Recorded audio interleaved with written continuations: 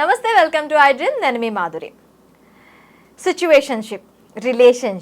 సిచ్యువేషన్షిప్ని ఏమని అంటారు, రిలేషన్షిప్లో ఉన్నారని ఎవరిని అంటారు, అసలు సిచ్యువేషన్షిప్ అంటే ఏ స్టేజ్లో దాన్ని సిచ్యువేషన్షిప్ అంటారు, రిలేషన్షిప్లో ఉన్నారు అంటే మ్యాక్సిమం ఇప్పుడు మనకి ప్రతి వాళ్ళు కూడా లివ్ ఇన్ రిలేషన్షిప్ అనేది ఎక్కువగా యూజ్ చేస్తున్నారు. అంటే పెళ్లి చేసుకోరు అంతే, మిగతావన్నీ కూడా జరుగుతూ ఉంటాయి వాళ్ళ మధ్యలో.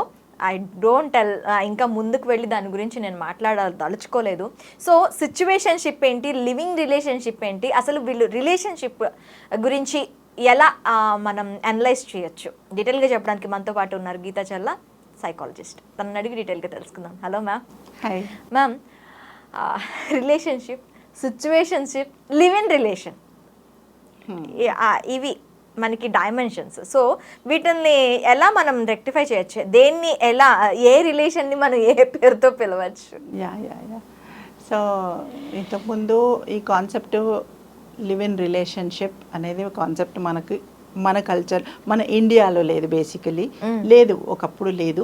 కానీ 2004 2006 ఆ టైం నుంచి ఎంటర్ అయింది, ఇది అప్పుడు ఎంటర్ అయింది. దానికి ముందు లివ్ ఇన్ రిలేషన్షిప్ అంటే ముందు ఉండేవాళ్ళేమో కానీ అవి ఒక ట్యాబు, ఒక సిన్, అదొక తప్పు కాబట్టి అది దాచుకొని జరిగేవి.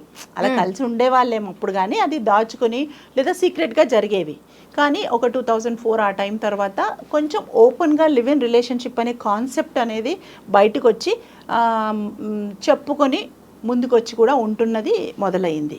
సో ఇక్కడ మన దగ్గర ఇది కొంచెము చాలా డిఫరెంట్గా చూస్తాము, డిఫరెంట్గా దాన్ని పర్సీవ్ చేసుకుంటాము. కానీ వెస్టర్న్ కంట్రీస్లో అది చాలా కామన్గా ఉంటారు, వాళ్ళు ముందుకు వెళ్ళిపోతారు. వాళ్ళకి మ్యారేజ్ ఎట్లయితే ఒక ఇన్స్టిట్యూషనో, లివ్ ఇన్ రిలేషన్ కూడా ఒక ఇన్స్టిట్యూషన్ వాళ్ళకి. ఓకే, ఎందుకంటే ఇక్కడ ఒక చిన్న డిఫరెన్స్ ఉంటుంది. ఈ లివ్ ఇన్ రిలేషన్షిప్లో ఏంటంటే ఆస్తి మీద హక్కులు ఉండవు. ఈ విషయం లీగల్గా చూస్తే ఆస్తి మీద హక్కులు ఉండవు, మిగతా అన్నీ ఉంటాయి. మీరు ఇందాక అన్నట్టు అన్నీ ఉంటాయి కానీ ఆస్తి రాదు. అది గమనించాలి. అక్కడ ఏంటంటే ఆస్తులు ఇవన్నీ పెద్దగా వాళ్ళకి ఇంపార్టెంట్ కాదు, అసలు ఆస్తులే ఉండవు బేసికలీ. అక్కడ ఏంటంటే బతికామా చచ్చామా అంతవరకే చూస్తారు కానీ ఆస్తులు దాచిపెట్టి అసెట్స్ పెట్టుకునే పరిస్థితులు ఉండవు అక్కడ. సో అక్కడ ఏంటి, నేను ఎంజాయ్ చేస్తున్నానా, నా లైఫ్ బాగుంది, అక్కడి వరకు చూస్తారు. లేదా పిల్లలకి దాచాలనే ఒక ఇది కూడా అక్కడ ఉండదు. మన దగ్గర పిల్లలకి 7 తరాలకు సరిపడా డబ్బు దాచాలి, ఇది ఒక కాన్సెప్ట్. సో అది అంటే డిఫరెన్స్ ఎందుకు చెప్తున్నానంటే, లివ్ ఇన్ రిలేషన్లో మేజర్గా ఒక చిన్న విషయం గమనించాల్సింది ఏంటంటే, మన దగ్గర ఎందుకు లివ్ ఇన్ రిలేషన్షిప్ని తప్పుగా చూస్తారనంటే దాంట్లో కొన్ని లీగల్ లిటిగేషన్స్ ఉన్నాయి కొన్ని, అది. సో కానీ ఒక టైం వచ్చిన తర్వాత ఏమైందంటే, ఒక 2 అడల్ట్స్ మెచ్యూరిటీ వచ్చిన తర్వాత మేమిద్దరం కలిసి ఉంటాము అని వాళ్ళు ఒప్పుకొని వాళ్ళు ఉంటాము అంటే అది తప్పు కాదు అని సుప్రీంకోర్టు కూడా చెప్పింది ఒక దగ్గర. There is a saying. వాళ్ళు అంటే ఇండియాలో లా లేదు, లీగల్గా దీన్ని సర్టిఫై చేయలేదు ఇంకా, కానీ సుప్రీంకోర్టు దాని ఒపీనియన్ చెప్పింది. ఏమని, అది ట్యాబు కాదు, అది తప్పు కాదు, అది సిన్ కాదు, వాళ్ళిద్దరు కలిసి ఉండాలని వాళ్ళు కోరుకుంటే వాళ్ళు ఉండొచ్చు, దాన్ని ఒక ఇమ్మోరల్ యాక్టివిటీ అనకండి అని చెప్పింది క్లియర్గా. ఆ తర్వాత మన దగ్గర రోల్ ఆన్ అయ్యి కొంచెం అంటే విరివిగా ఎక్కువగా ఈ రిలేషన్షిప్స్ అనేవి జరుగుతాయి, అంటే కొంచెం బయటకు వచ్చాయి. ఇంతకు ముందు అన్ని తలుపు వెనకాతలు జరిగేది, తలుపు ముందు జరుగుతున్నాయి.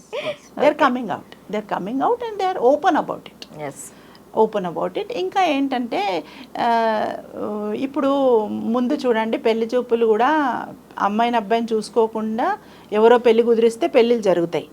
ఇంకా కొన్ని రోజుల తర్వాత చూసుకోవడం స్టార్ట్ అయింది, ఇంకా కొన్ని తర్వాత పెళ్లికి ముందు మాట్లాడుకోవడం స్టార్ట్ అయింది కదా, ఇలా ముందు డేటింగ్ స్టార్ట్ అయింది. డేటింగ్ అంటే ఒక రోజు ఏదో స్పెండ్ చేస్తారు. ఇప్పుడు ఇంకా ముందుకెళ్ళింది యువత. ఇంకా వాళ్ళ యొక్క ఆలోచించే విధానాలు, వాళ్ళ యొక్క గోల్ డైరెక్టెడ్నెస్ కావచ్చు, జీవితం మీద వాళ్ళకున్న ఆశయాలు ఎక్కువైపోయినాయి. మన ముందులాగా కాంప్రమైజింగ్ నేచర్ లేదు ఇప్పుడు ఎవరికి. నాకేం కావాలి, నేను ఏమవ్వాలంటే నేను అదే అవుతాను. ఇప్పుడు ఏమంటే మ్యారేజ్ అనే ఒక ఇన్స్టిట్యూషన్, అది అడ్డంకి అవ్వకూడదు అనుకుంటున్నారు యువత. పెళ్ళి అనేది అడ్డంకి అవ్వకూడదు నాకు, అందుకని లెట్ మీ ట్రై, ఇది ఒక టెస్ట్ ట్రయల్. ఈ ట్రయల్లో ఇది ఇప్పుడు చూడండి, కారు కొనాలంటే ఏం చేస్తాం, ముందు పోయి నడిపించుకోమని చెప్తాడు కదా వాడు, ఇది అంతే. సో ఇక్కడ ట్రయల్ అనమాట. ట్రయల్ చేసిన తర్వాత నాకు అంతా కరెక్ట్గా ఫిట్ అవుతుంది అనుకుంటే ఈ అమ్మాయి ఆర్ అబ్బాయి వాట్ ఎవర్ ఇట్ ఈస్, అప్పుడు మేము పెళ్ళికి వెళ్తాం.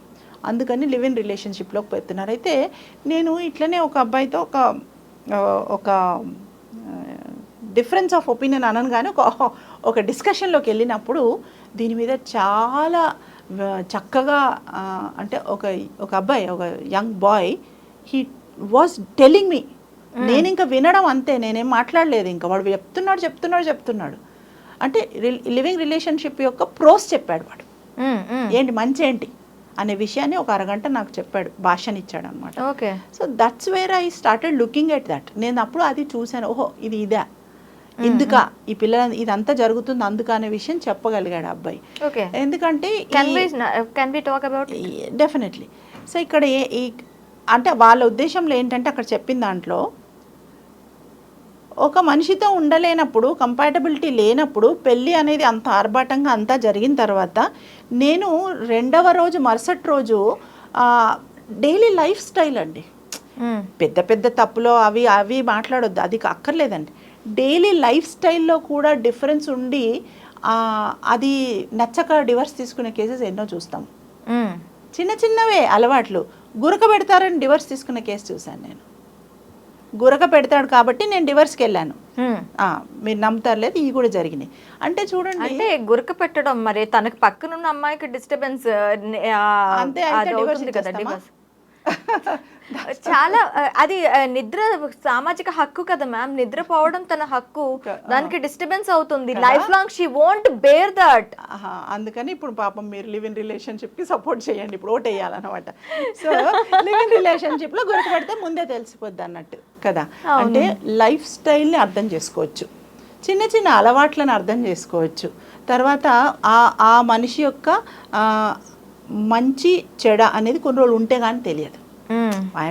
వాళ్ళు ఏమంటారంటే, ఇప్పుడున్న యూత్ ఏమంటారు, మంచి చెడు అని మాకు ఎట్లా తెలుస్తుంది, so let us stay together, then we will understand. And ఇంకొకటి లివ్ ఇన్ రిలేషన్షిప్లో ఇప్పుడు ఏంటంటే, పెళ్ళి నేను 30 yearsకి చేసుకుంటా, కొంతమంది 35 yearsకి చేసుకుంటా, ఏం తొందరగా పెళ్ళిళ్ళు చేసుకునే తత్వం లేదు ఇప్పుడు. సో నేను అంత లేట్గా పెళ్ళి చేసుకుంటాను కదా, కానీ ఇప్పుడు నేను I will be in the relation for 5 years.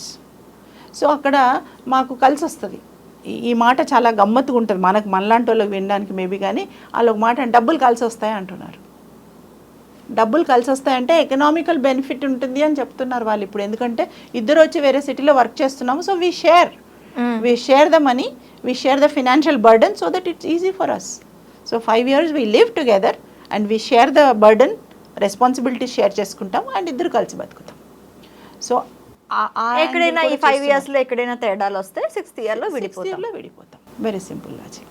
So ఇది అంటే లివ్ ఇన్ రిలేషన్షిప్ అనేది ఓకే అనుకున్న వాళ్ళు మాట్లాడుతున్న మాటలు ఇవన్నీ. ఇప్పుడు నేను ఇంతవరకు చెప్పినవి ఒక సైడ్ ఆఫ్ ద ఇది అనమాట రెక్క.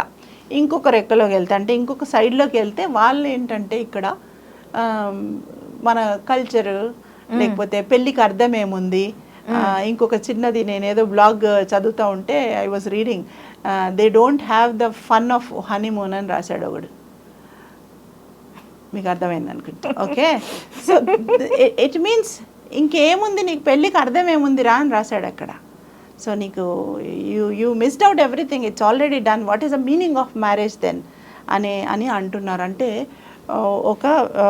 ఒక ఇద్దరు కలిసినప్పుడు పెళ్ళిలో పవిత్రత ఇవన్నీ అవి ఏమీ లేవు కదా, మ్యారేజ్కి మీనింగే పోయింది కదా. ఇంకా ఎందుకు మరి ఇప్పుడు అన్నీ మీరు ఇందాక అన్నారు స్టార్టింగ్లో ఇంట్రోలో అన్నీ జరుగుతున్నాయి, మరి పెళ్ళి అన్నీ జరిగిన తర్వాత పెళ్ళి చేసుకుంటే మరి పెళ్ళి ఎందుకు, పెళ్ళికి మీనింగ్ ఏంటి, why are going for marriage only for the legal protection rights కోసం పోతున్నాం, ఇంకా అంతకుమించి ఇంకేం లేదు కదా మీకు ఆశ. సో అట్లా దానిలో ఉన్న మళ్ళీ దానిలో కూడా వైలెన్స్ చూసామండి. నేను I have a case, I dealt with lady who was in to this relationship and there was a huge violence. It was abused, physically, mentally, verbally, sexually abused, and then she was left out.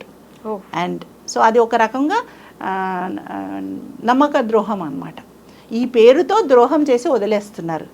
ఇది కూడా జాగ్రత్త పడాలి, ముఖ్యంగా అమ్మాయిలు జాగ్రత్త పడాలి.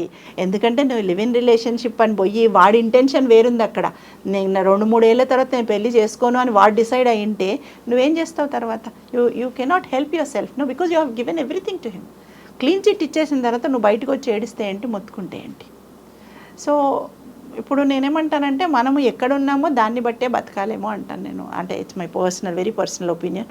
I don't know how you will take or people will take it, but when you are in Rome like a Roman. నువ్వు ఎక్కడుంటే అట్లా ఉండు కదా. ఎందుకు మనకి ఇప్పుడు ఉన్నది, మనకు పరిస్థితులు చూస్తున్నాం కదండి, కేసెస్ కూడా చూస్తున్నాం. సో జాగ్రత్తతో, అంటే ఫ్రీడమ్ ఇన్ ద ఫ్రేమ్స్ ఉండాలి. ఇంకొకటి మ్యామ్, మనకి Freedom in the frames ఈ లివ్ ఇన్ రిలేషన్షిప్స్తో పాటు ఈ మధ్య కాలంలో ఎక్కువ సిచ్యువేషన్షిప్స్ అనేవి ఎక్కువగా అయ్యాయి. ఈ సిచ్యువేషన్షిప్స్ని ఎలా చూడాలంటారు? Nothing but live in relationship అంటారా? ఆల్మోస్ట్ సేమ్ కదండి. దాంట్లో ఏం పెద్దగా, అంటే as a my personal opinion there is nothing different. ఇవన్నీ పేర్లు అండి, ఒకరు రకరకాల పేర్లు పెట్టుకుంటున్నారేమో అనిపిస్తుంది నాకు. But everything is boiling down to same thing లాస్ట్లో. అంతే కదా, చివరిగా అదే జరుగుతుంది కదా. సో పెళ్ళికి ముందు జరిగే తంతు. Okay ma'am, thank you very much.